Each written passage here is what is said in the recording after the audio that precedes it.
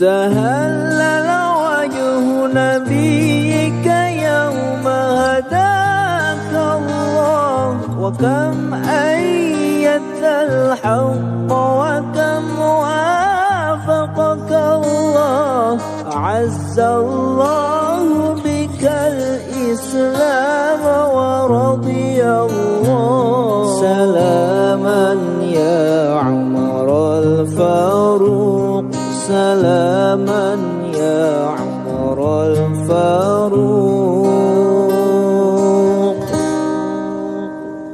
حكمت عدلت أملت فجئت وسيخ المال بمثلك نستشمر نجما وذرا وجبال حكمت عدلت أملت فجئت وسيخ المال بمثلك نستشمر نجما وذرا وجبال ولولا النور لقلنا كنت خيال سلاما يا عمر الفاروق سلاما يا عمر الفاروق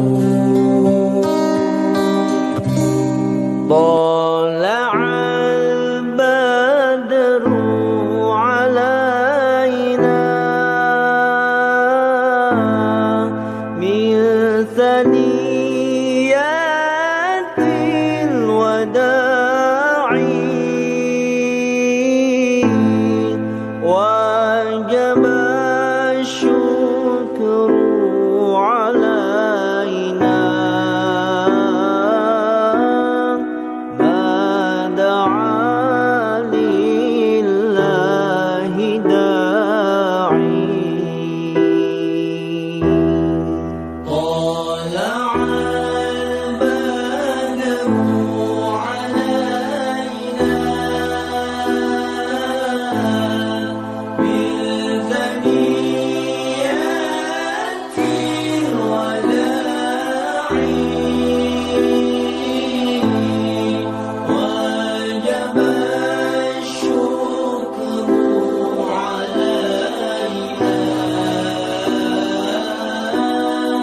ما دعا لله داعي أيها المبعوث فينا جئت بالأمر المطاع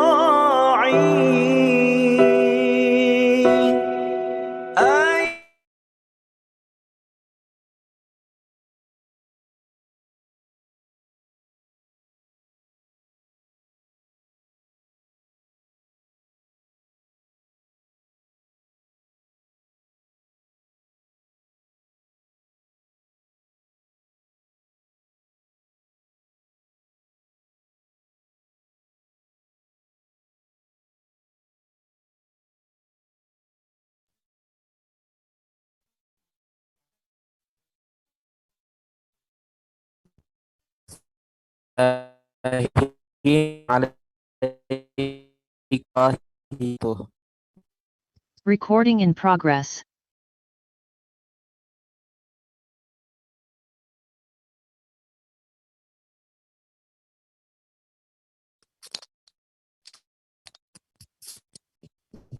Assalamualaikum warahmatullahi wabarakatuh. Alhamdulillahirabbil alamin wa bihi nasta'inu ala umuri dunya waddin wassalatu wassalamu ala asyrafil anbiya'i wal mursalin sayyidina wa maulana Muhammad wa ashabihi ajma'in amma ba'du.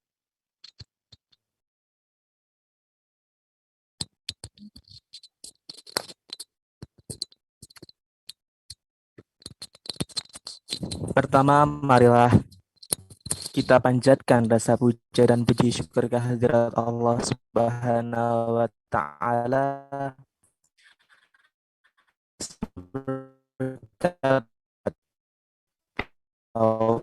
kepada kita pada siang bisa berkumpul dalam keadaan sehat tanpa ada halangan suatu apapun virtual Zoom ini.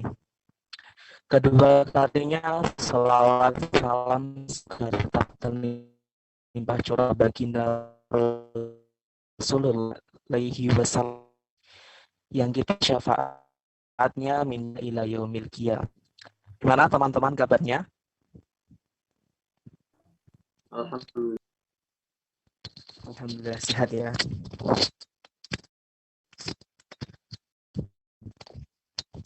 Teman-teman yang kami banggakan, kami ucapkan selamat siang dan selamat datang dalam acara kajian spesial Idul Kurban dengan tema fikih kurban yang diselenggarakan oleh Waki Brawijaya.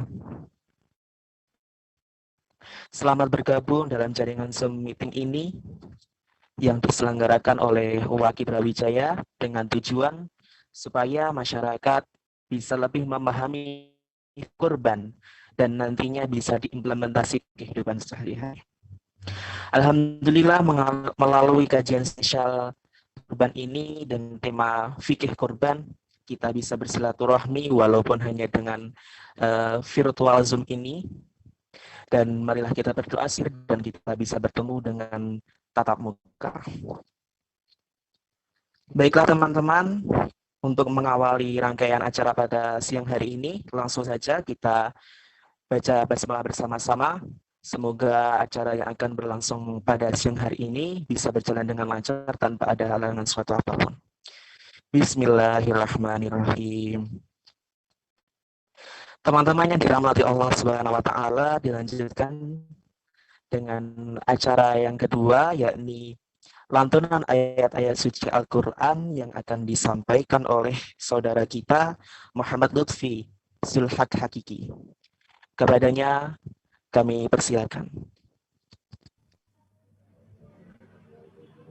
Assalamualaikum warahmatullahi wabarakatuh. Waalaikumsalam warahmatullahi wabarakatuh. A'udzu billahi minasy syaithanir rajim.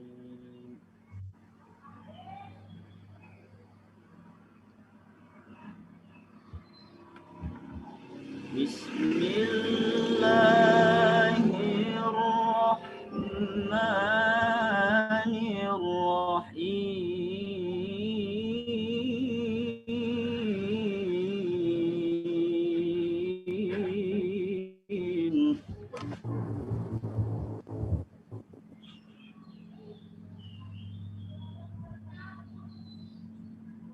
ولكل أمة جعلنا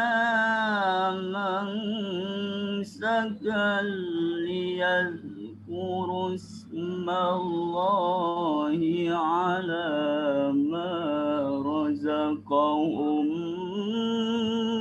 من بهيمة الأنعام.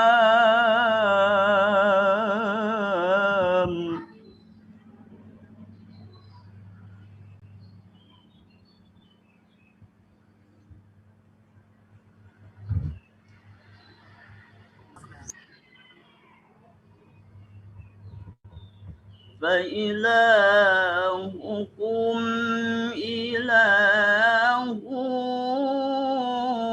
واحد فله أسلموا وبشر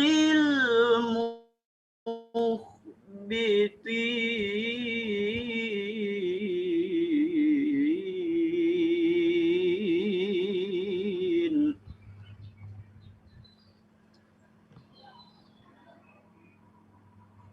الله أكبر. بسم الله الرحمن الرحيم.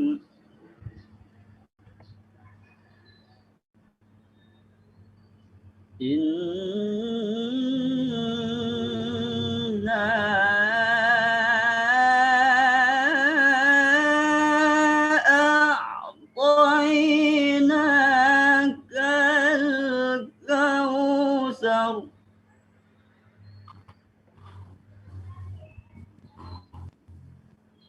فصل لربك وانحر إن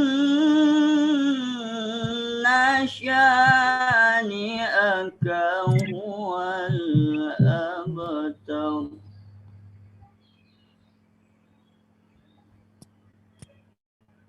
إنا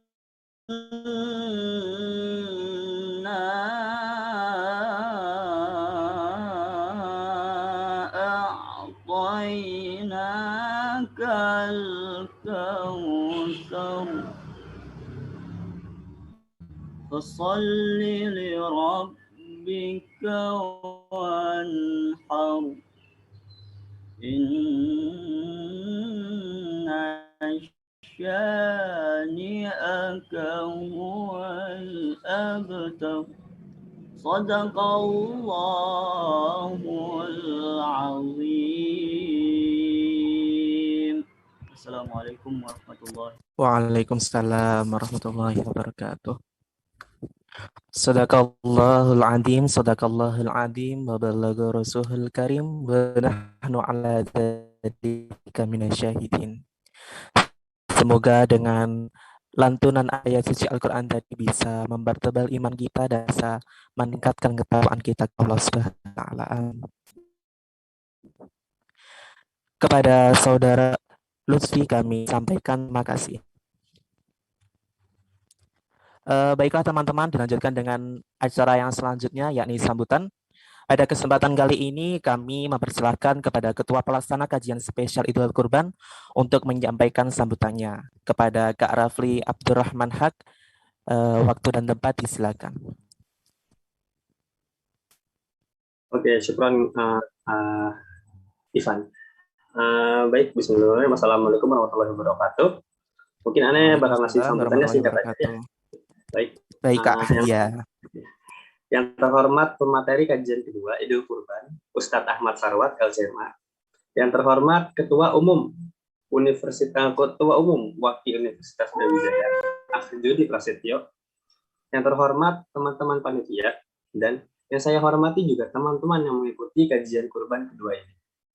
Aneh pertama-tama mau ngucapin syukron kepada Ustadz Ahmad Sarwat yang meluangkan waktunya untuk mengisi materi kajian ini, Ustadz.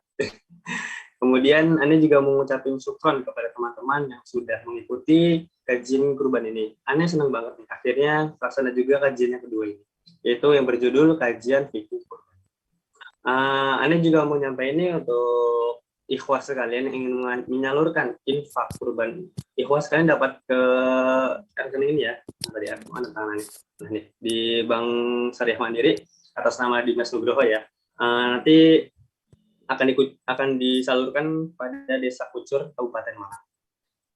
Nah, semoga teman-teman semua khususnya Ane pribadi dapat mengambil banyak esensi dari kajian kedua Idul Kurban ini yang berjudul fikih kurban. Terutama apa saja hikmah di balik kata berkurban. Nah, semoga kita semua diberikan selalu kesehatan dan keberkahan. Dan jangan lupa untuk menjaga kesehatan bagi kita semua. Baik, mungkin itu saja. Terima kasih. Wassalamualaikum warahmatullahi wabarakatuh.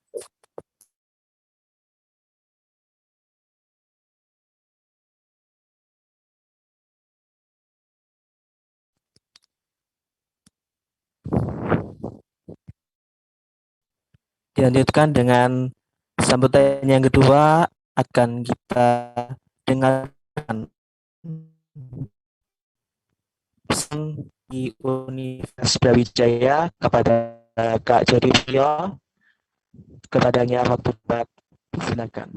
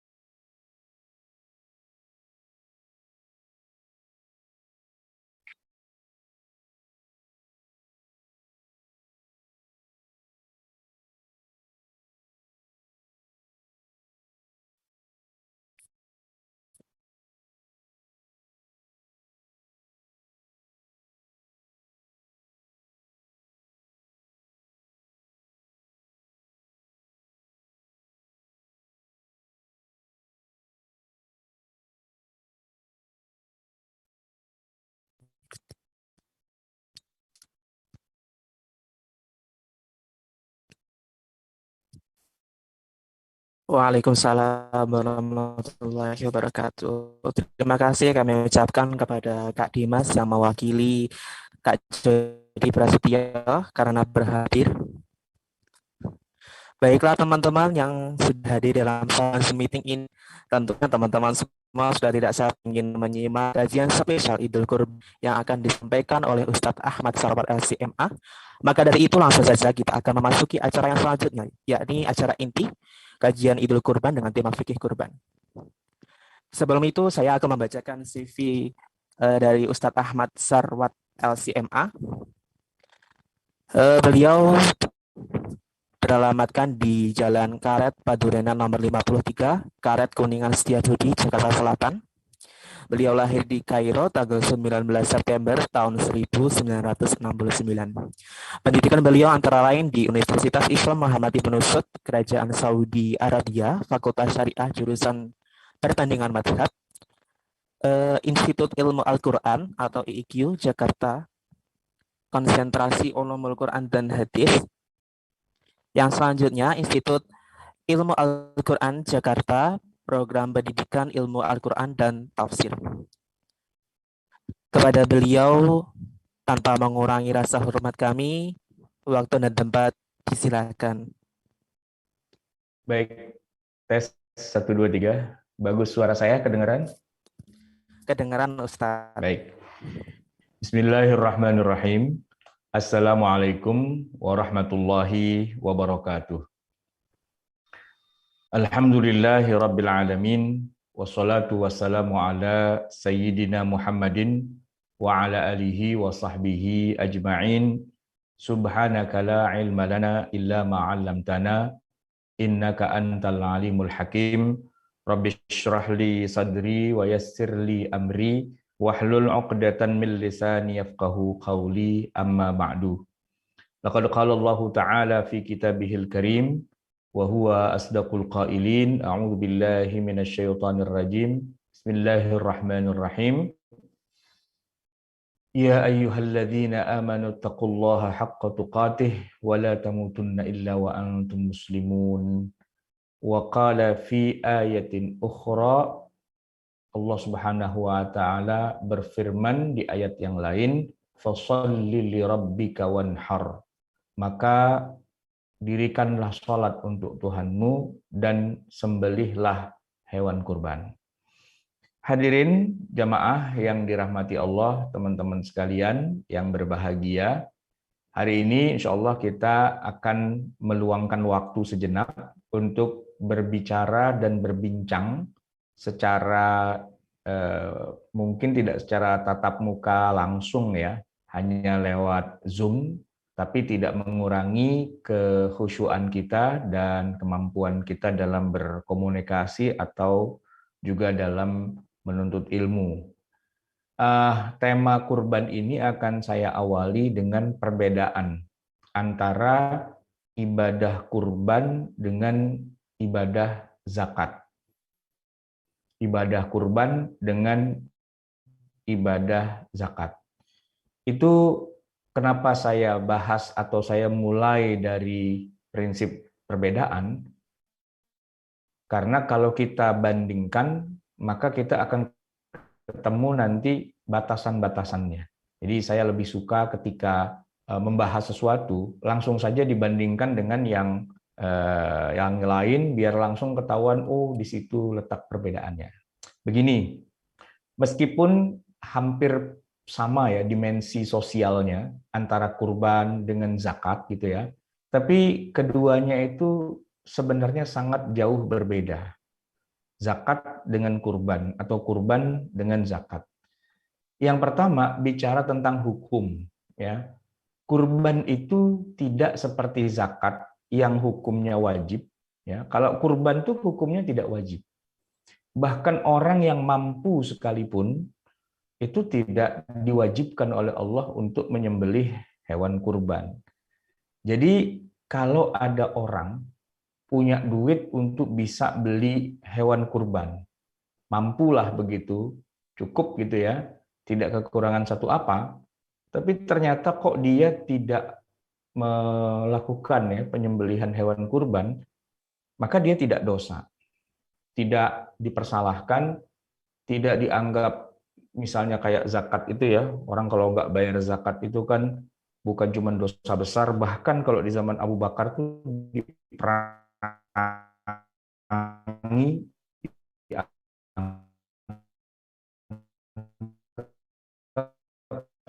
sebagai di atas syahadat, sholat, zakat, puasa, haji. Nah, mengingkari kewajiban zakat itu di masa para sahabat itu, di masa Abu Bakar, itu dianggap mengingkari agama Islam juga.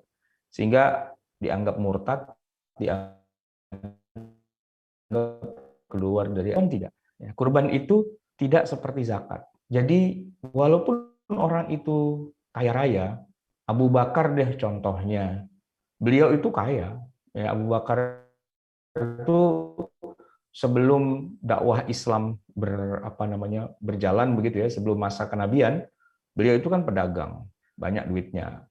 Dan ketika beliau menjadi khalifah apalagi kan banyaklah duitnya gitu. Tapi tidak setiap saat, tidak setiap tahun dalam event hari raya Idul Kurban itu beliau berkurban. Kalau bicara mampunya mampu pasti. Dan hal yang sama juga dilakukan oleh Amirul Mukminin Umar bin Khattab radhiyallahu anhu. Beliau kaya raya juga, ya pernah dapat ghanimah gede-gedean pada waktu perang Khaybar. Tapi ketika beliau menjadi khalifah, menjadi Amirul Mukminin, beliau juga tidak menyembelih hewan kurban. Tidak selalu, ya suka juga, tapi nggak selalu setiap tahun nyembelih itu enggak. Nah, justru kalau Umar punya alasan untuk menegaskan kepada umat Islam bahwa menyembelih kurban itu hukumnya bukan wajib. Itu adalah hukumnya sunnah muakkadah lah paling jauh. Enggak sampai kepada kewajiban. Itu beda antara zakat dengan kurban atau antara kurban dengan zakat. Yang pertama. Lalu apa yang kedua? Saya tuliskan di buku saya ini ya, kurban dengan zakat perbedaannya yang pertama, kurban itu hukumnya sunnah, ya, kemudian zakat itu hukumnya wajib, gitu kan?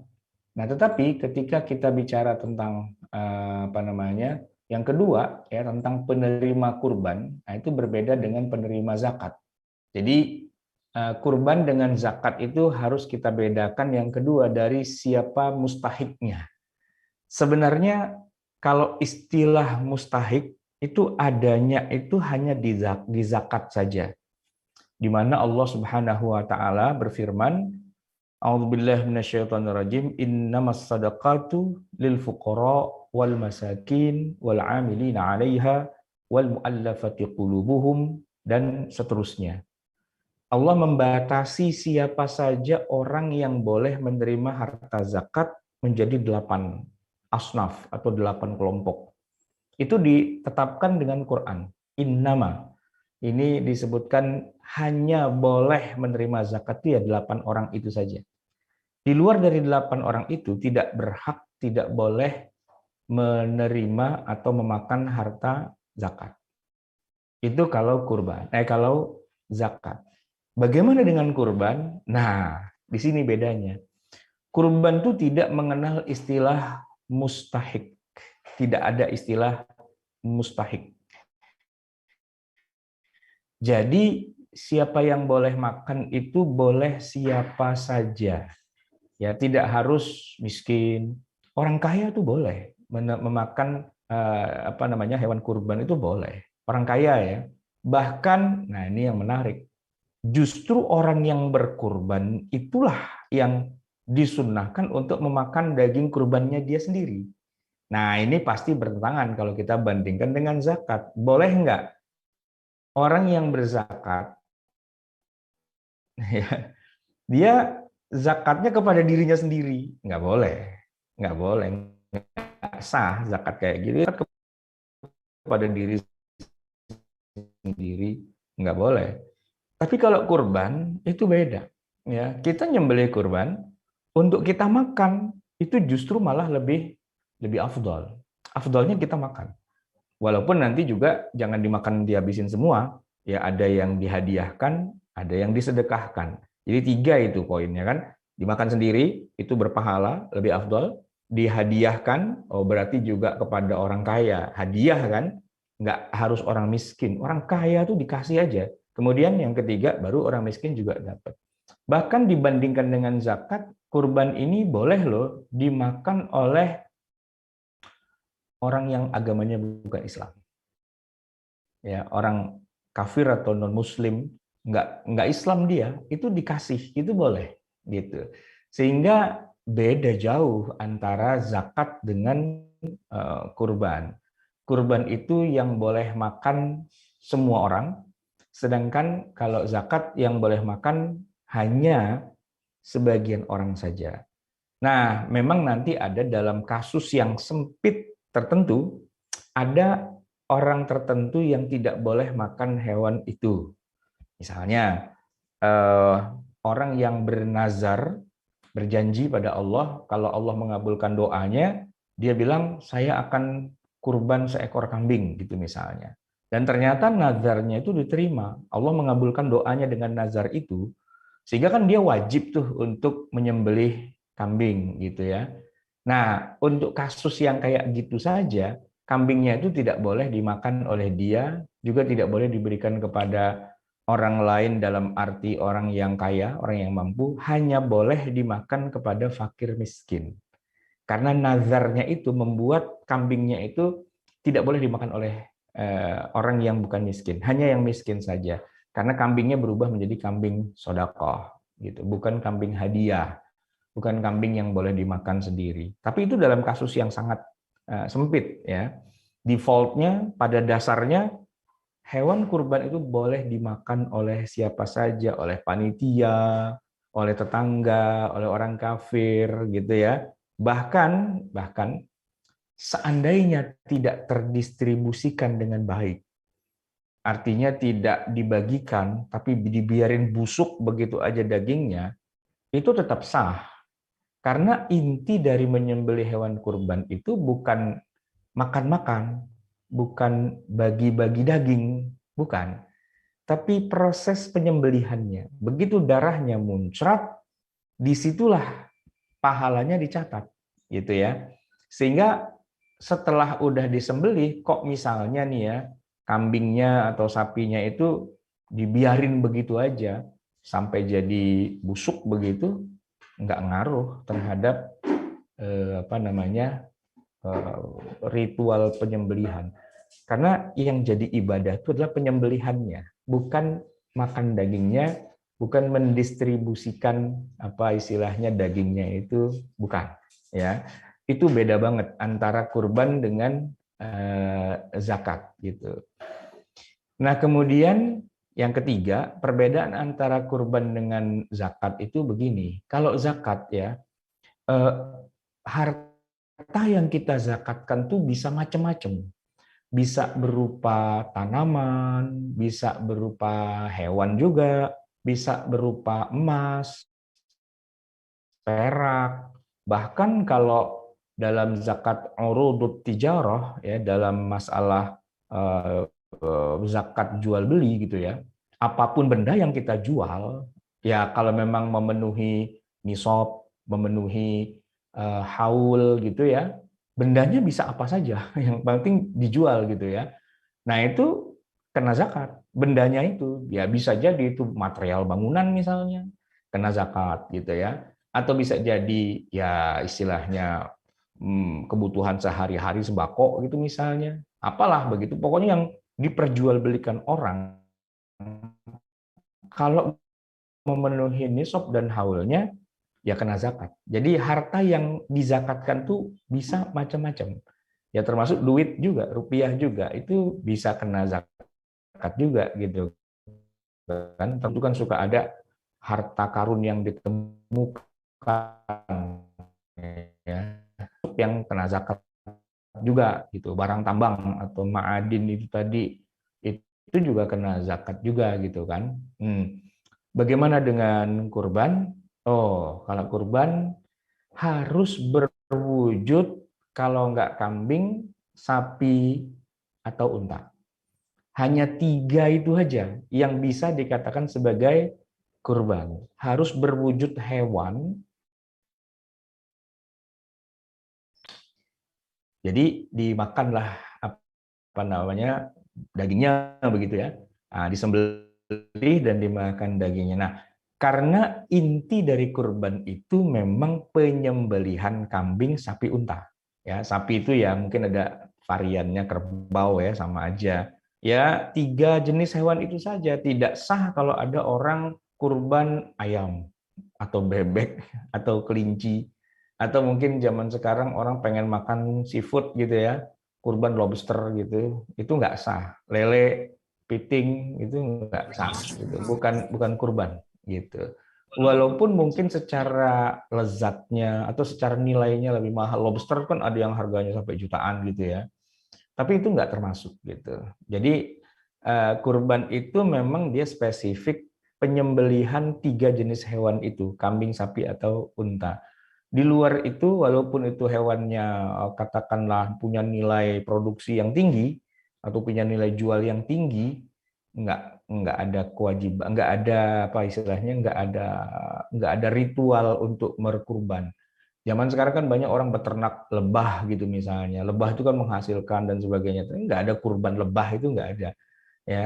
Yang ada ya cuma 3 itu aja. Kalau nggak sapi ya, kambing, atau unta. Menyembelih gajah gitu misalnya itu nggak sah. Ya, badak, kuda nil gitu misalnya, walaupun bobotnya lebih besar kan, tapi nggak ngaruh gitu. Nah, yang keempat adalah tadi kan 3 ya. Nah, beda antara zakat kurban dengan zakat itu adalah dalam masalah amil. Di dalam zakat Allah menegaskan ada satu termasuk yang berhak menerima zakat adalah wal amilina 'alaiha. Satu pihak yang disebut di dalam Al-Qur'an ya dengan sebutan wal amilina 'alaiha. Orang yang menjadi amil atas zakat itu tugasnya menjemput harta zakat dan mendistribusikannya kepada yang mustahik. Itu disebut sebagai urutan yang ketiga dari 8 asnaf yang disebut-sebut sebagai yang berhak menerima zakat, yaitu panitia atau amil zakat. Nah, tapi kalau kita ngomongin kurban, nah ini dia, tidak ada istilah amil kurban, gitu.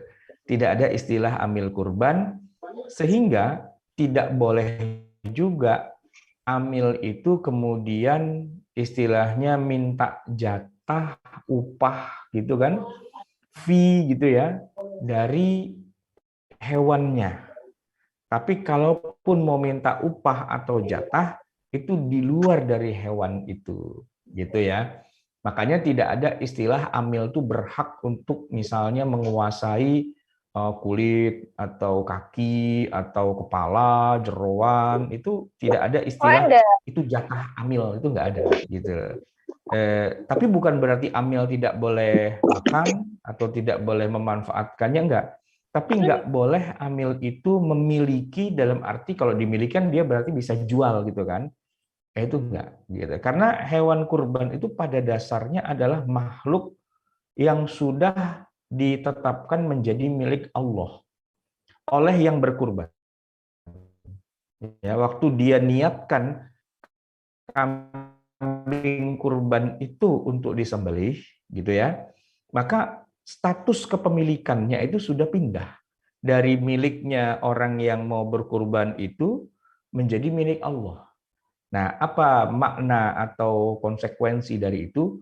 Konsekuensinya adalah kita tidak boleh menjual sesuatu yang secara kepemilikan sudah milik Allah. Kayak masjid, ya kan? Masjid sudah diwakafkan, sudah milik Allah. Itu nggak boleh dijual masjid kayak gitu. Madrasah diwakafkan, nggak boleh dijual. Mushaf di dalam masjid sudah wakaf, itu nggak boleh dijual. Nah, kambing atau sapi yang sudah diikrarkan oleh yang punya, ini ya Allah aku persembahkan untukmu, gitu ya. Walaupun belum disembelih, tapi sudah diikrarkan, ya maka kemudian kambing itu, hewan itu sudah statusnya milik Allah, tidak boleh diperjualbelikan, gitu ya. Nah, sehingga dalam hal ini kalaupun ada istilah itu sudah haknya amil, salah gitu, salah. Tapi bukan berarti amil itu tidak boleh menerima fee ya, atau uang jasa, uang lelah apa segala macam, bukan nggak boleh. Yang nggak boleh itu adalah kalau ngambil dari hewannya. Sedangkan dari yang punya hewan, ya bayar itu profesional. Itu yang dilakukan oleh Nabi atau bayar orang aja lah secara profesional gitu kan. Nah, itu bukan diambil dari tubuh hewannya. Udah deh, ntar kamu dapat kaki, dapat kulit, dapat apa? Enggak. Haram itu hukumnya. Kenapa? Karena kalau misalnya begini, karena kalau misalnya si jagalnya gitu ya, sekedar makan, oke, boleh.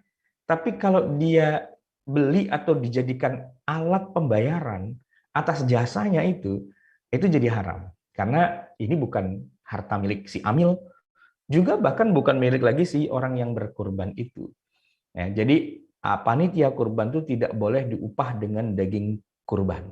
Itu kalau kita bandingkan dengan zakat, ya, zakat itu 1/8 dari harta yang berhasil dikumpulkan oleh amil, 1/8-nya itu jadi haknya amil, sah gitu, ya kan? Tapi kalau kurban haram hukumnya, gitu. Kalau diambil dari hewannya. Kecuali dari yang punya hewan itu memang mau bayar khusus gitu ya, nggak apa-apa gitu. Bayar di luar dari harga hewannya itu. Itu yang kelima. Kemudian yang keenam perbedaannya adalah bahwa pada kurban itu tidak berlaku nisab atau haul atau kadar yang harus dikeluarkan. Beda dengan hartanya memenuhi nisab, sudah memenuhi haulnya, dan kadar yang dikeluarkannya sekian persen, gitu ya. Begini, kurban itu waktunya ditetapkan hanya 4 hari dalam setahun. 4 hari dalam setahun. Dimulai dari hari yang pertama tanggal 10, yang penting sudah selesai sholat id, dan itu tanggal 10 ya, kemudian diteruskan tanggal 11, 12, 13. 13 itu batas akhirnya adalah sebelum maghrib. Jadi 4 hari. Ya, mulai dari hari pertama sesudah sholat Idul Adha sampai hari yang keempat, yaitu 4 itu ngitungnya gini ya, 10, 11, 12, 13. Nah, hari tanggal 13 maghrib itu batas akhirnya. Maka kalau mau nyembelih kurban, sebelum azan sembelih itu jadi kurban, begitu azan kita nyembelih, maka itu bukan jadi kurban lagi, gitu ya. Itu perbedaannya jelas dengan zakat itu. Kalau zakat itu kan tidak ada kaitannya dengan sekarang tanggal berapa, tapi jatuh tempo haulnya, nah, kapan gitu ya, itu dihitung oleh yang punya hartanya itu sendiri, gitu. Jadi itulah kira-kira perbedaan antara kurban dengan zakat, gitu ya. Ada 7 itu perbedaannya. Nah, dengan melihat perbandingan seperti itu, kita jadi bisa memposisikan atau memetakanlah di mana nih posisi atau lokasi dari yang namanya ibadah ritual kurban dalam peta besar, gitu ya. Ibadah-ibadah yang sifatnya mengeluarkan harta, gitu ya. Nah, itu jemaah sekalian sebagai mukadimah ya dari kajian kita pada siang hari ini. Saya monolog ya, bukan hanya saya ngomong sendirian. Saya lebih suka kalau kajian ini berupa dialog interaktif. Jadi sebagai pemancing saya kira itu cukup gitu ya. Nah, saya akan kembalikan kepada pimpinan acara biar kajian kita siang hari ini bisa terjadi interaksi. Silahkan disampaikan pertanyaan, hal-hal yang mungkin masih belum jelas. Pastinya belum jelas karena saya baru ngomong 1 poin saja ya. Kalau ngelihat dari buku saya ini, sebenarnya saya menulis judulnya saja itu adalah 63 tanya jawab fikih kurban gitu ya. 63 tanya jawab fikih kurban. Tadi baru kita bahas 1 saja. Dari 63 1. Jadi masih ada 62 tema lagi terkait kurban yang bisa kita bahas setelah ini dalam bentuk diskusi. Nah, saya akan kembalikan saja dulu kepada pimpinan acara untuk mengarrange bagaimana diskusi dan dialognya setelah ini. Silakan diambil alih. Baik, Ustadz. Kepada teman-teman yang ingin menanyakan tentang fikih kurban, dipersilakan on mic atau on cam atau bisa juga live chat. Silakan.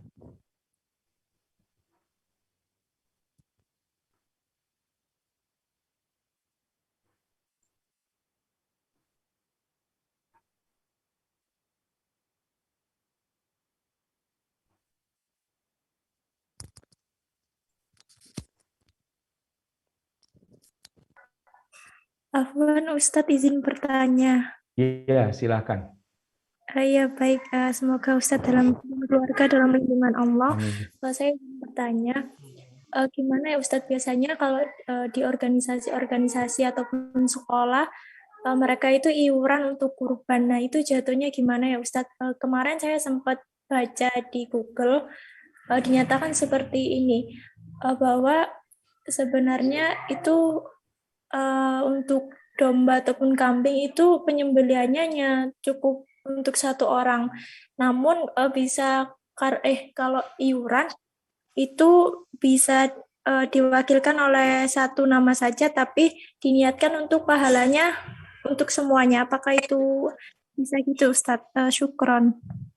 Iya, iya. Jadi untuk lebih mudahnya saya menjawab, saya harus bandingkan lagi dengan jenis ibadah yang lain biar kelihatan nanti gimana bedanya. Jadi kalau tadi saya bandingkan kurban dengan zakat, sekarang saya mau bandingkan kurban itu dengan haji, ya. Karena di situ ada kesamaannya. Begini,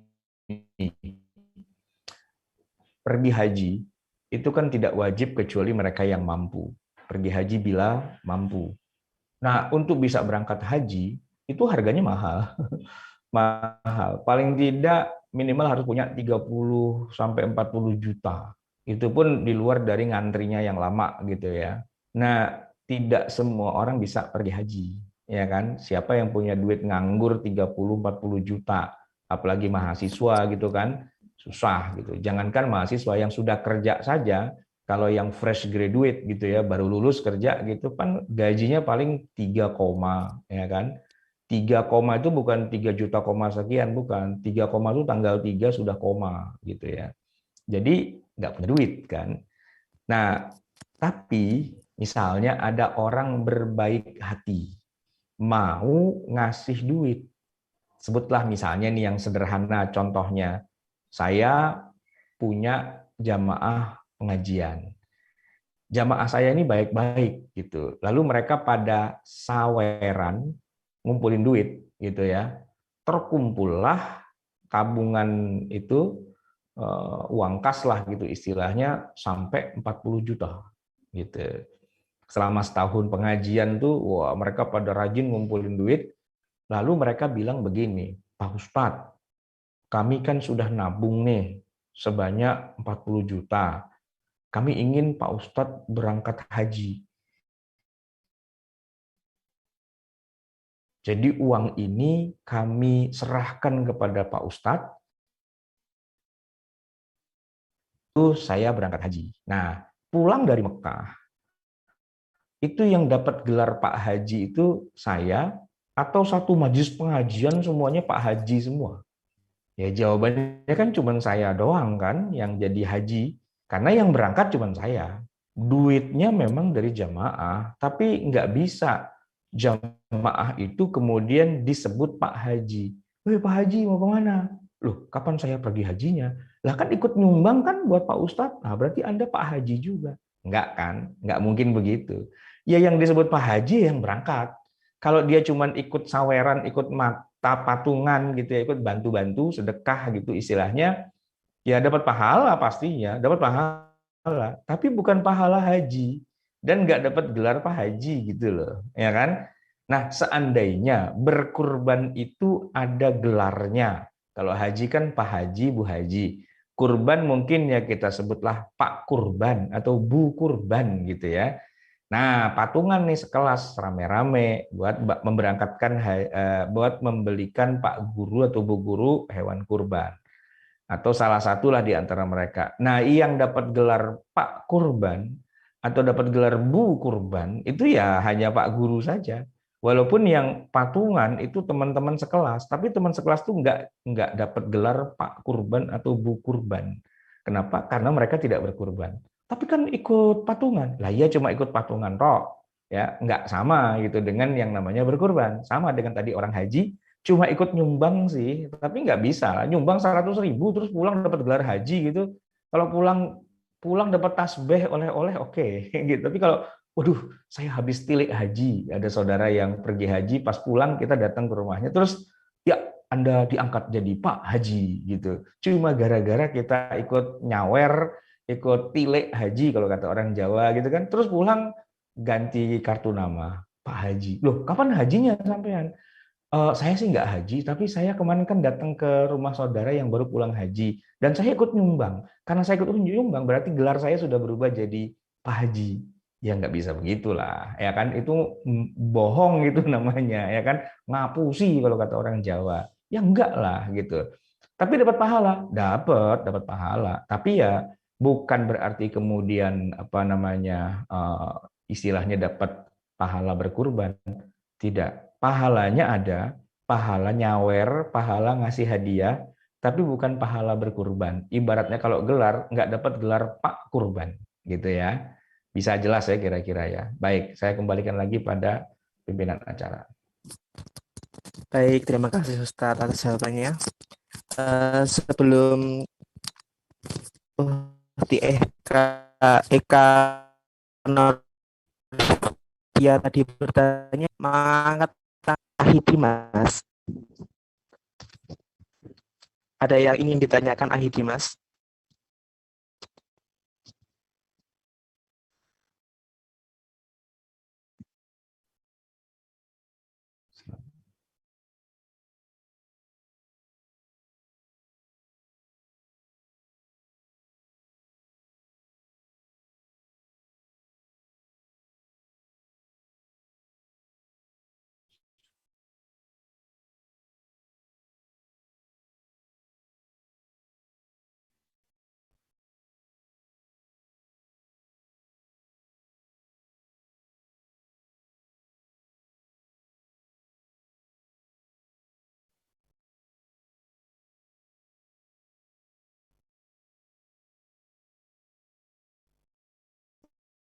Ya, saya jawab ya. Ini kok suara bising, suara apa ya? Begini, bedakan antara memiliki dengan istilahnya tuh memanfaatkan. Dua hal yang berbeda. Memiliki dengan memanfaatkan. Memiliki, contoh nih ya, masjid itu milik Allah. Milik Allah kan, yang punya tuh Allah gitu. Ya udah, nggak boleh kemudian dijual apa gitu kan, nggak boleh, karena masjid itu milik Allah. Tapi memanfaatkan masjid boleh nggak? Boleh. Kita sholat, kita ngaji, kita bikin aktivitas apa macam-macam gitu kan, itu namanya memanfaatkan. Nah, sama dengan daging kurban. Yang tidak boleh itu memiliki, itu nggak boleh. Nah, tetapi kalau memanfaatkan, monggo. Ya, bedanya apa kalau tadi kan dalam masjid ya, sekarang dalam masalah hewan kurban. Bedanya tuh gini. Memiliki berarti dia merasa sudah jadi miliknya dia. Panitia nih misalnya, saya kan panitia, saya dapat jatah. Nah, ketika dia bilang saya dapat jatah, ini jatah ini statusnya apa? Apakah statusnya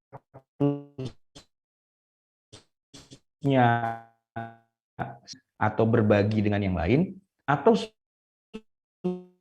sudah jadi hak milik 100% sehingga si panitia ini istilahnya boleh menjual daging itu.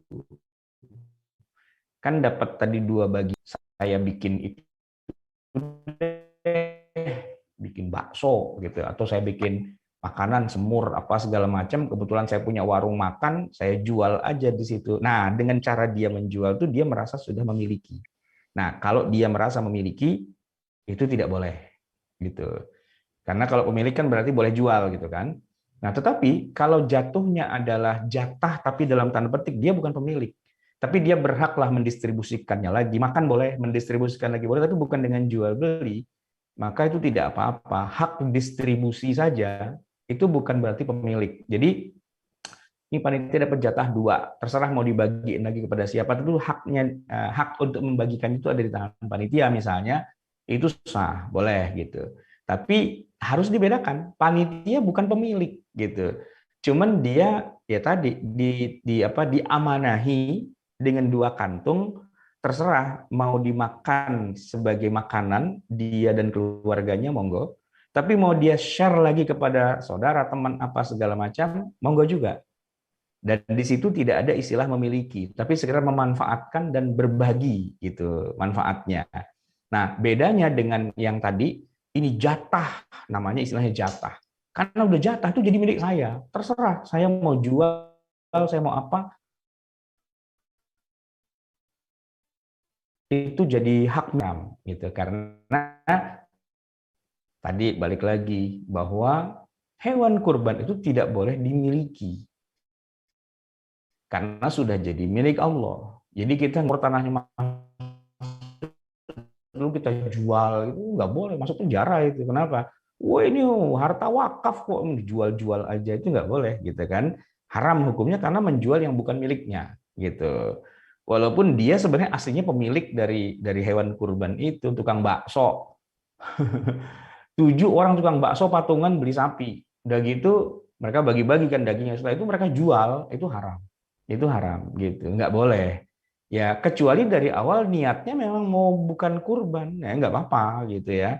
Kalau niatnya bukan kurban, tapi kalau niatnya kurban terus dijual nggak boleh. Tapi begini, tukang bakso, karena dia tukang bakso ya, dia kurban sapi, lalu daging sapinya dibikin bakso, ya dimakan orang itu boleh, asalkan bukan dijual, dibagi-bagi aja itu boleh. Ini kalau dijual itu nggak boleh. Poinnya tuh di situ. Dikatakan tidak boleh dimiliki berarti tidak boleh diperjualbelikan. Gitu. Oke, itu yang pertama ya. Ada lagi yang kedua? Baik.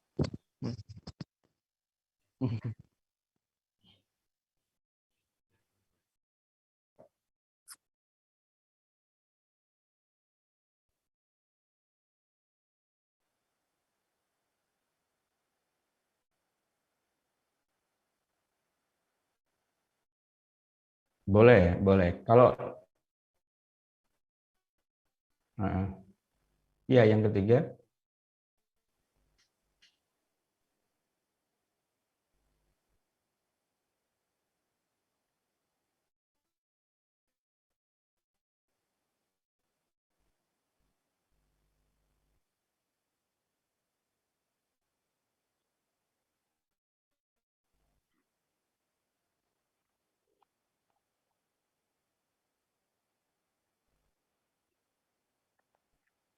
Ya, saya jawab yang nomor 2 dulu sebelum yang ketiga yang akikoh ya. Jadi batasnya hari keempat atau tanggal 13 itu adalah batas untuk menyembelihnya. Bahwa begitu sudah disembelih, ya ibaratnya orang semua sekampung udah belenek sama makan daging kambing gitu misalnya. Karena udah hari keempat ini ya kan orang udah pada belenek lah gitu. Terus gimana dong? Ini kambing udah disembelih tapi nggak ada yang mau ngurusin, nggak ada yang mau makan, nggak ada yang mau buang aja ke comberan, buang dipendem aja itu sah. Karena balik lagi, inti dari kurban itu bukan makan dagingnya, bukan distribusinya. Intinya adalah penyembelihannya, gitu. Begitu disembelih terus dibuang, nggak masalah. Itu Nabi Ibrahim alaihissalam ketika menyembelih kambing, ya tadinya kan disuruh nyembelih anaknya sendiri ya Nabi Ismail, terus diganti menjadi seekor kambing. Itu begitu disembelih ditinggal, nggak dikasih orang-orang, nggak ada tuh pembagian kupon gitu kepada masyarakat. Orang nggak ada di situ, nggak ada masyarakat di Mina kosong sampai hari ini Mina nggak ada orang, ya kan? Jadi ya sembelih tinggal aja udah, karena intinya pada penyembelihannya, bukan bagi-bagi dagingnya, begitu ya. Jadi nggak apa-apa, yang penting disembelih aja. Bahwa nanti mau didistribusikannya minggu depan, bulan depan, karena mungkin sudah di frozen gitu ya, atau diolah jadi daging yang diawetkan bagaimana itu terserah. Bahkan mau dimakan kalau jadi kornet itu bisa sampai 3 tahun itu. 3 tahun baru dimakan boleh-boleh aja, nggak masalah gitu. Nah, baru yang ketiga itu adalah tentang akikah ya. akikah versus kurban. Jadi kita nih kalau mau memetakan sesuatu yang paling enak memang kita sandingkan dengan pembandingnya. Tadi saya awali kurban dengan zakat, terus saya bandingkan kurban dengan haji, sekarang kita bandingin kurban sama akikah. Ada banyak kemiripan memang. Ya, salah satu di antara kemiripannya adalah ya sama-sama penyembelihan hewan pastinya kan, dan juga sama-sama sunnahnya. Nah, ini dia ini penting nih. Banyak orang mengira akikah itu adalah suatu hal yang sifatnya wajib. Orang kalau nggak diakikahi maka nanti amalnya masih menggantung antara langit dan bumi bla bla bla gitu tuh banyak banget emang tuh hoak kayak gitu tuh. Kenapa saya bilang hoak? Karena sebenarnya nggak benar kalau ada orang menduga atau berprasangka seperti itu tuh salah, keliru, nggak begitu. Jadi yang benar adalah bahwa akikah itu sama dengan kurban. Seorang anak, walaupun orang tuanya mampu, ya bisa lah beli kambing atau beli sapi apa segala macam, tapi dia tidak mengakikahkan anaknya, nggak ada dosa. Bapak ibunya nggak dosa, anaknya nggak dosa, gitu. Nggak dosa, nggak ada dosanya, karena tidak pernah ada satupun ulama atau katakanlah mazhab fikih yang besar, yang 4 itu yang mengatakan akikah itu wajib, itu nggak ada. Akikah itu tidak wajib. Akikah itu sunnah, gitu. Memang sih kalau buat kalangan yang nggak pernah belajar ilmu fikih, pusing dia membedakan wajib sunnah, bukannya semua perintah Allah wajib dikerjakan, kan banyak yang begitu kan? Ya mohon maaf, agama Islam tuh terdiri dari hukum-hukum. Ada yang hukumnya wajib, ada yang hukumnya sunnah. Jadi jangan keder dengan istilah-istilah wajib dan sunnah itu. Wah, Rasulullah kan mengerjakannya, kita wajib mengerjakannya. Enggak juga ya. Gini, bahwa Rasulullah mengerjakan, ya. Tapi nanti hukumnya buat Rasulullah sama buat kita berbeda loh. Ya, seperti nyembelih hewan kurban buat Nabi wajib itu. Seperti juga sholat witir, sholat duha buat Nabi itu wajib gitu.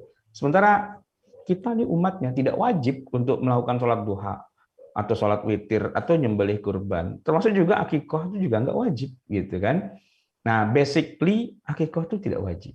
Sehingga kalau kebetulan besok hari raya Idul Adha, kita bingung nih, akikah belum, kurban juga belum.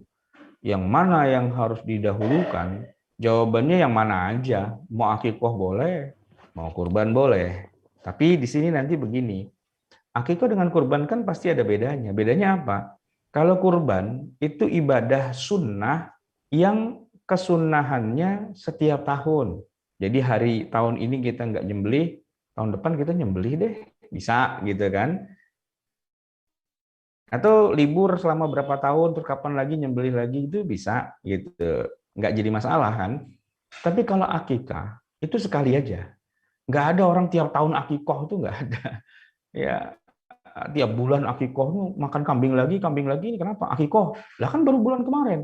Ya pokoknya kita mau akikah tiap bulan, nah itu nggak ada, ngarang itu ya kan? Akikah itu cuma sekali aja gitu. Kalau udah sekali akikah ya sudah. Sedangkan kalau kurban setiap tahun. Walaupun tetap dicatat bahwa dua-duanya itu tidak wajib. Dua-duanya itu sunnah. Gitu. Jadi nggak akikah nggak apa-apa, nggak kurban nggak apa-apa. Gitu ya. Oke, silakan kalau ada lagi. Terima kasih Ustaz atas jawabannya. Mungkin ada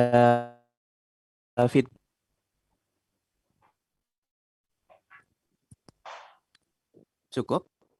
Cukup. Baiklah, kami akan membacakan pertanyaan.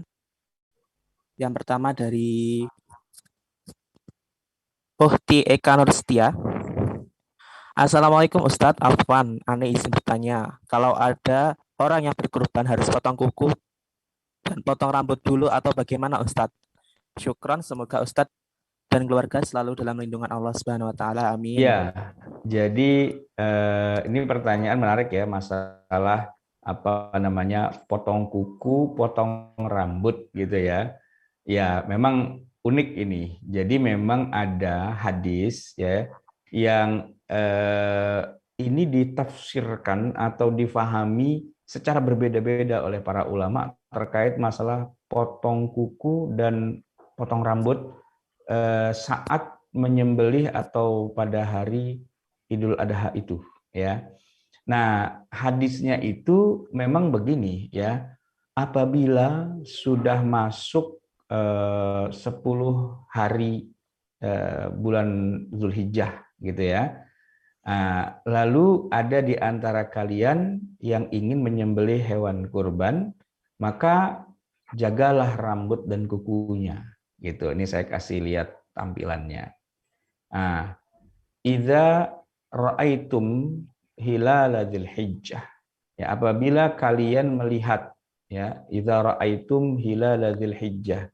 Kalau kalian melihat hilal, masuk sudah bulan Zulhijjah, wa arada ahadukum, ada di antara kalian yang ingin yudhhiya, menyembelih hewan kurban, falyumsik, maka hendaklah dia jaga, ya, an sya'rihi, dari rambutnya, wa azfarihi, dan dari kukunya, gitu. Maksudnya jangan dipotong, gitu kan. Ini hadis sahih, ya, riwayat Imam Muslim. Oke. Nah, kemudian ada hadis yang lain, idza dakhalal ashru, apabila sudah masuk 10 hari yang pertama dari bulan Zulhijjah, ya, wa arada ahadukum an yudhhiya, dan ada yang ingin menyembelih hewan kurban, fala yamassa min sya'rihi wala min basyarihi syai'a. Jangan dia ganggu rambut, ya, rambut kurbannya dan kulitnya. Ini hadis yang kedua, ya, hadis riwayat Imam Muslim juga, ya. Nah, kemudian ada lagi yang ketiga, man kana lahu dzibhun yadhbahuhu fa ahalla hilal dzulhijjah fala ya'khudhanna min sya'rihi wala min azfarihi syai'an hatta yudhhiya. Ya, orang yang punya hewan untuk disembelih sebagai kurban, lalu datanglah hilal bulan Zulhijjah, masuk bulan Zulhijjah, hendaklah jangan mengambil dari rambut dan kukunya sedikit pun hingga selesai menyembelih, gitu. Ada banyak lagi teksnya, tapi cukup itu 3 saja, ya. Nah, bagaimana penjelasannya? Nah, ini beda-beda nih di antara 4 mazhab itu, ya. Di dalam mazhab Hanafi dikatakan, ya, bahwa tidak ada dasar kesunahan untuk melarang orang yang menyembelih hewan udhiyah itu untuk memotong rambut atau kuku. Enggak ada makruh-makruhnya. Silahkan aja, mau potong rambut boleh, mau potong kuku boleh. Alasannya karena orang yang ingin menyembelih hewan kurban tidak diharamkan untuk berpakaian biasa, berjima, dan sebagainya. Adapun hadis yang tadi di atas itu, menurut mazhab Hanafi, itu merupakan ketentuan bagi mereka yang lagi haji, yang lagi ihram, ya, lagi umroh, lagi. Nah, itu nggak boleh potong kuku, iya pasti. Tapi kalau kita yang tidak lagi haji, nggak ada urusan, gitu ya, silahkan aja potong rambut apa segala macam, nggak jadi masalah, kata mazhab Hanafi. Sedangkan mazhab Maliki dan Syafi'i ini sedikit mereka berdua berbarengan, ya, mirip gitu, bahwa larangan untuk tidak memotong rambut atau kuku itu sifatnya sunnah, gitu. Jadi sunnahkan untuk tidak mencukur rambut, tidak memotong kuku sampai selesai penyembelihan. Jadi bukan haram gitu, tapi sebaiknya tidak aja, gitu, ya. Nah, Asy-Syirazi di dalam kitab Al-Muhadzab itu mengatakan, wala yajibu alaihi dzalika li annahu laisa bimuhrimin fala yuhramu alaihi halqas sya'ri wala taqlimadz dhufar.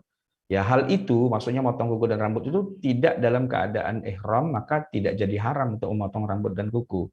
Ya, sifatnya adalah, ya, sifatnya karahah, gitu ya. Kurang disukai saja, gitu. Kurang disukai itu bukan berarti haram, gitu. Nah, nanti ada mazhab yang ketiga, mazhab Hambali, mengatakan hukumnya wajib. Ya, wajib itu wajib untuk tidak motong kuku, berarti jadi haram, gitu ya. Itu mazhab Hambali memang yang kayak gitu. Jadi kalau dibilang nggak boleh motong kuku, gitu, tegas gitu, haram, oh itu Hambali. Kalau sebaiknya tidak motong kuku, wah itu Syafi'i, Maliki.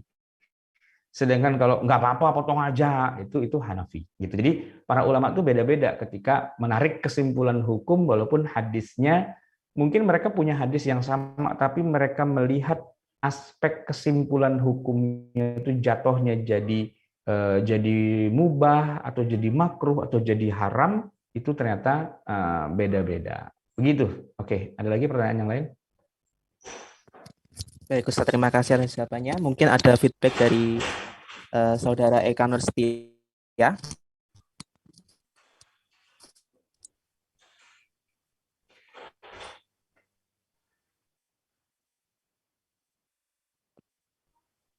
Baik, cukup untuk Saudari Eka Nurstia. Mengingatkan untuk sebelum saya melanjutkan pertanyaan, mengisi terlebih dahulu yang sudah.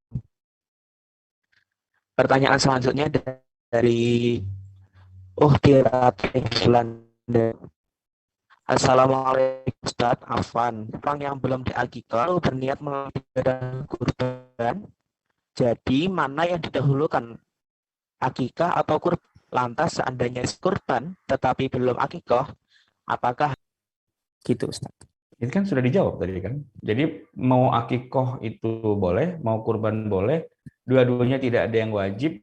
Mau mendahulukan akikoh, kurban belakangan kapan-kapan boleh.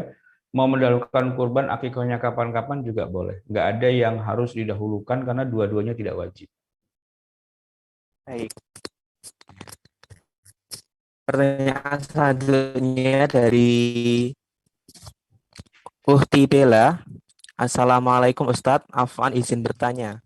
Jika kurban atas nama lembaga dengan asumsi iuran untuk beli kambing atau domba itu, gimana hukumnya?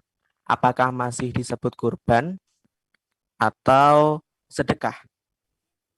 Ya, kalau mau disebut sebagai kurban, ya harta itu harus diserahkan dulu kepada satu orang, biar dia nanti yang kurban. Nah, yang lain itu jatuhnya ya membantu orang yang butuh berkurban, jatuhnya sedekah. Dapat dua-duanya. Tapi kalau tidak diserahkan dulu kepada satu orang, jadi itu pokoknya kolektif aja gitu, itu bukan kurban dan juga bukan sedekah. Itu pesta bakar-bakar kambing aja. Patungan rame-rame bakar-bakar yuk gitu. Cuman pesta-pesta aja gitu. Ya apalagi kan dimakan sendiri gitu ya. Nah kalau disedekahkan pada orang lain jatuhnya sedekah. Kenapa kok nggak bisa dibilang kurban? Karena kalau kurban tuh harus minimal dikerjakan oleh seseorang gitu, bukan secara kolektif. Diserahkan harta itu pada seseorang, jadi representasi dari individu gitu, lalu dia berkorban gitu kan, nggak peduli duitnya dari mana, itu nggak penting. Yang penting sekarang dia punya duit, oke, dikasih gratis gitu ya, dikasih hadiah atau apa, terus dengan duit yang sudah dia punya, dia beli kambing dengan niat saya mau berkurban, itu jadi kurban. Ya, tapi kalau tidak diserahkan pada satu orang, cuman kolektif gitu aja, ya bukan kurban namanya. Oke. Baik, terima kasih Ustadz. Apakah ada feedback dari Uhti Bella? Mungkin? Cukup. Baiklah, mungkin ada yang ingin bertanya lagi, silakan. Bisa on mic atau on cam atau bisa melalui chat room. Monggo, silakan.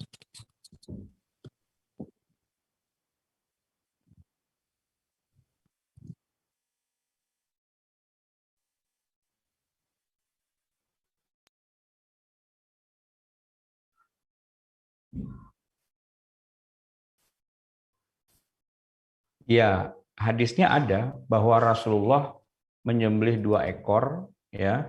Lalu kemudian beliau mengatakan yang seekor ya Allah ini untukku dan keluargaku, yang satu lagi ini untukku dan umatku, gitu ya. Nah, di sini yang harus kita bisa kita harus petakan gitu. Apa yang dimaksud dengan kata untuk gitu ya. Bedakan dengan oleh Rasulullah untuk keluarganya, oleh Rasulullah untuk umatnya. Nah, kalau kita bicara oleh itu individu ya, jadi ya pahalanya buat beliau pastinya kan ya. Terus apa maksudnya kata untuk? Nah, untuk itu adalah karena beliau kepala rumah tangga, beliau berkurban, dapat pahala. Nah, pahala yang beliau terima itu bisa kemudian menyinari orang-orang serumahnya, gitu. Menyinari orang-orang serumahnya, keluarganya Nabi ya, istri dan anak-anaknya, gitu, sehingga tidak harus lagi, tidak perlu lagi sekeluarganya itu, anggota keluarganya kemudian harus menyembelih kurban, itu enggak, karena sudah dapat sinarnya, gitu. Sinarnya yang dapat itu, pahalanya bukan ritual penyembelihannya, bukan. Jadi jangan dikira nanti kalau Rasulullah menyembelih untuk sekeluarga gitu, oh berarti kita boleh patungan kambing dong sekeluarga.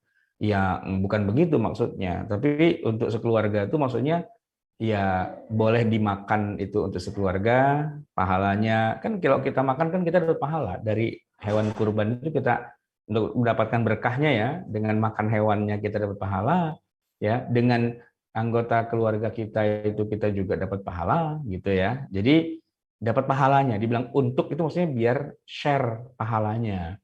Tapi jangan salah bahwa tetap yang melakukan penyembelihan atau ritual ibadahnya tetap adalah ya Rasulullah sendiri sebagai individu gitu kan. Nah, apalagi kalau Nabi bilang ini untukku dan umatku. Wah, umatnya Nabi banyak banget itu. Nah, di situ maksudnya ya Nabi memberikan cahaya pahalanya kepada umatnya. Jadi kita bagian lah, walaupun seorang setetes kali ya. Karena umatnya Nabi banyak banget gitu. Nah, jangan dikira bahwa Nabi menyembelih kurban untuk keluarganya atau umatnya berarti umat Islam sebenarnya patungan beli seekor kambing aja gitu seperti Nabi gitu kan, bukan begitu. Tapi pahalanya yang dibagikan atau di-share kepada umatnya gitu ya. Oke.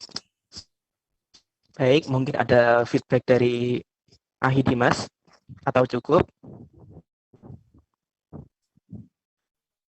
Oh, iya.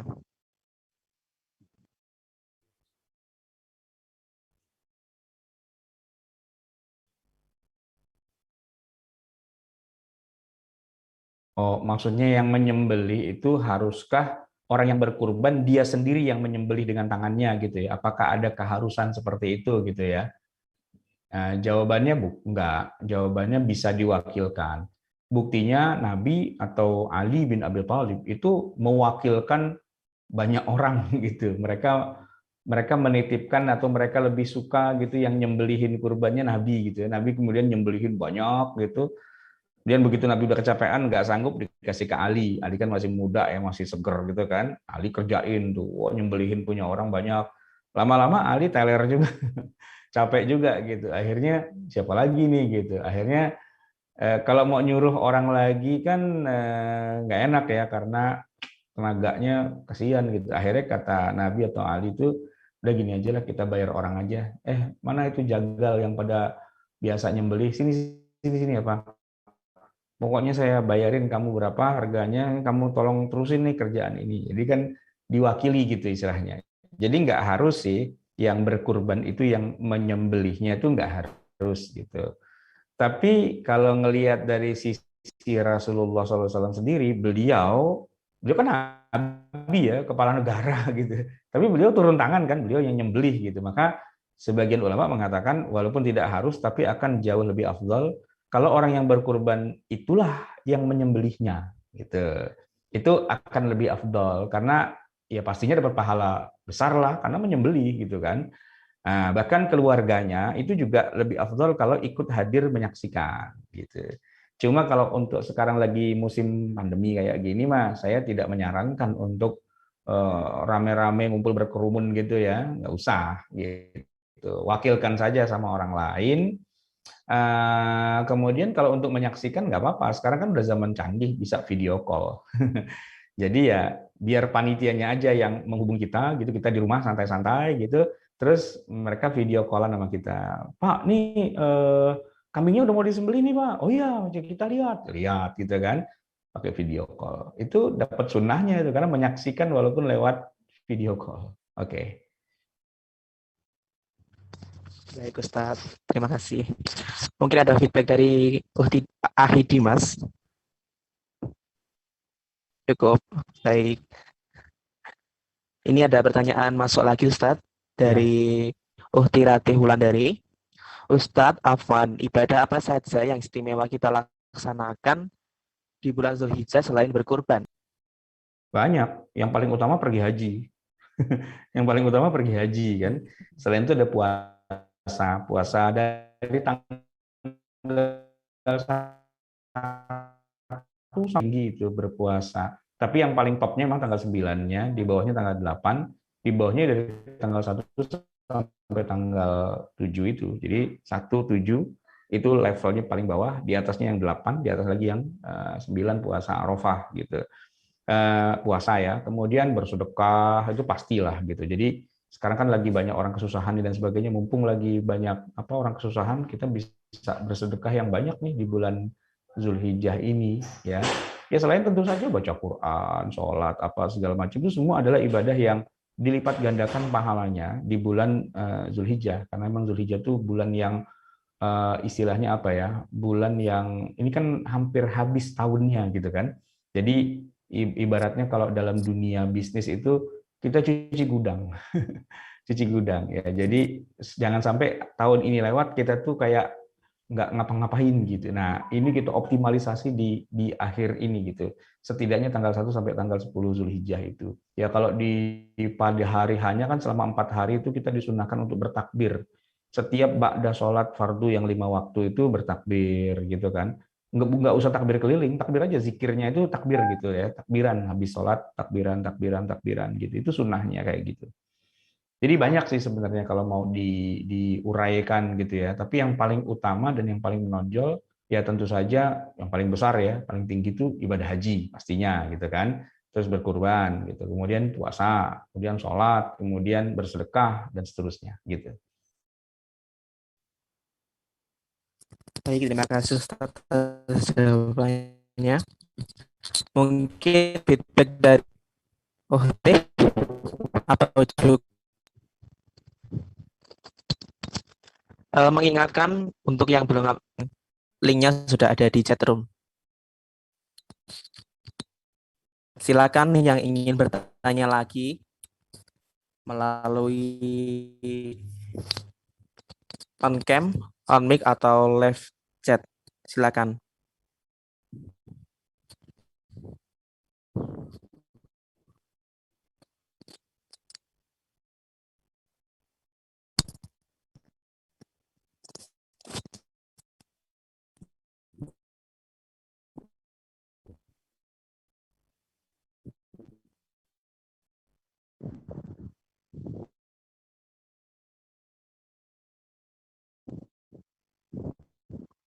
Cukup ya pertanyaannya ini. Ingin bertanya lagi?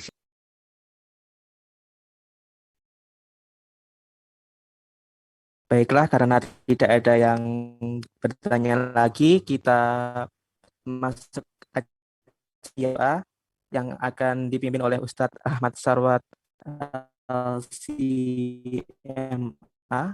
Kepada beliau kami sampaikan.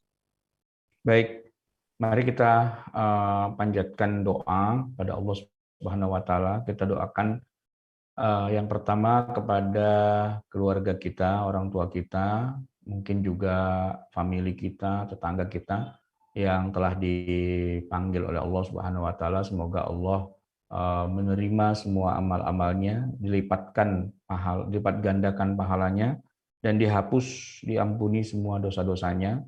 Semoga Allah masukkan ke dalam surganya. Amin ya rabbal alamin.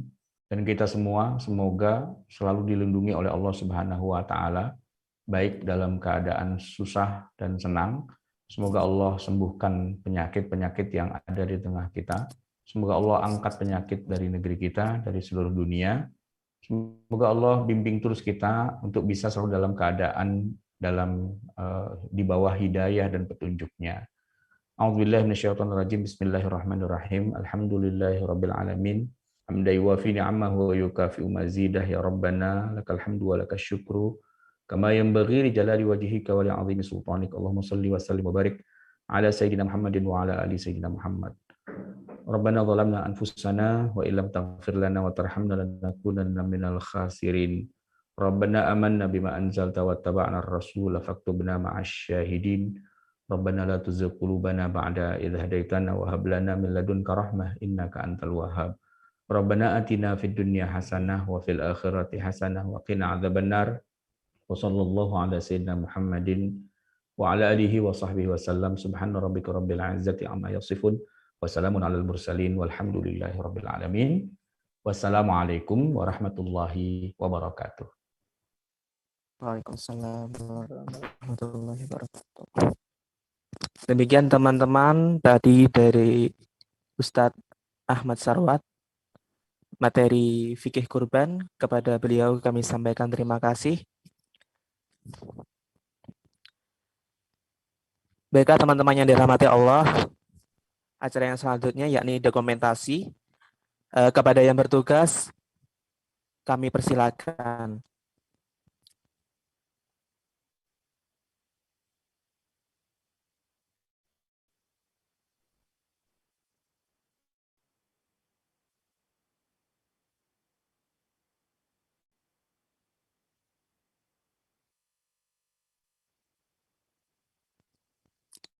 Baik, silakan teman-teman yang bisa on cam, silakan dinyalakan kameranya.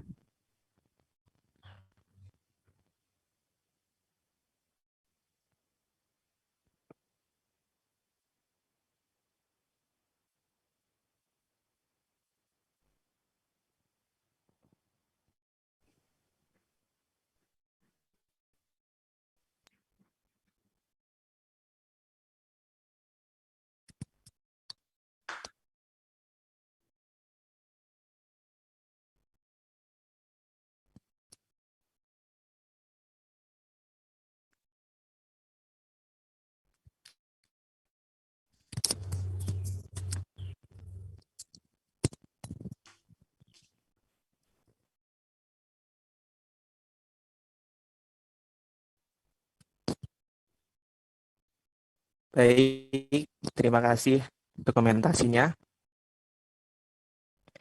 Baiklah teman-teman yang berbahagia, yang dirahmati Allah Subhanahu wa taala, alhamdulillah kajian spesial kurban telah terlaksana.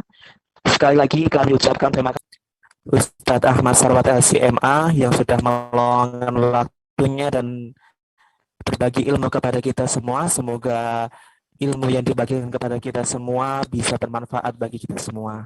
Amin. Dan juga kami ucapkan terima kasih kepada audien yang sudah meluangkan waktunya dan antusias dalam mengikuti kajian spesial Idul Kurban ini. Akhirnya, saya Ivan Reza Devani Purwanto pamit undur diri. Terima kasih atas segala perhatian dan mohon maaf atas segala kekurangan.